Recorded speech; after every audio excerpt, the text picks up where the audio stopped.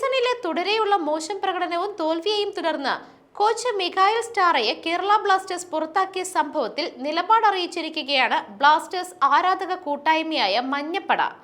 കഴിഞ്ഞ ദിവസമാണ് സ്റ്റാറയെ പുറത്താക്കിയതായി ബ്ലാസ്റ്റേഴ്സ് പ്രഖ്യാപിച്ചത്. എന്നാൽ കോച്ചിനെ ബലിയാടാക്കി മാനേജ്മെന്റ് തൽക്കാലം അവരുടെ മുഖം രക്ഷിക്കുകയാണ് ചെയ്യുന്നത് എന്നാണ് മഞ്ഞപ്പട വാദിച്ചുകൊണ്ടിരിക്കുന്നത്. സ്വന്തം കഴിവുകളിൽ നിന്ന് ശ്രദ്ധ തിരിക്കാനുള്ള മാനേജ്മെന്റിന്റെ വ്യഗ്രതയുടെ വ്യക്തമായ സൂചനയാണ് കോച്ചിന്റെ പെട്ടെന്നുള്ള പിരിച്ചുവിടൽ. സ്വന്തം പരാജയങ്ങളുടെ ഉത്തരവാദിത്തം ഏറ്റെടുക്കുന്നതിന് പകരം ഒരു പരിശീലകനെ ബലിയാടാക്കാനാണ് അവർ തിരഞ്ഞെടുത്തിരിക്കുന്നത്. ടീമിന്റെ മോശം ട്രാൻസ്ഫറുകൾ ഉൾപ്പെടെയുള്ള കാര്യങ്ങളിൽ മാനേജ്മെന്റിന്റെ അനാസ്ഥയും കാഴ്ചപ്പാടില്ലായ്മയുമാണ് ഈ നീക്കത്തിന്റെ ഉദ്ദേശം. കോച്ചിനെ പുറത്താക്കുന്നത് കൊണ്ട് മാത്രം ഞങ്ങളുടെ ടീമിന്റെ യഥാർത്ഥ പ്രശ്നങ്ങൾക്ക് പരിഹാരമാകില്ല.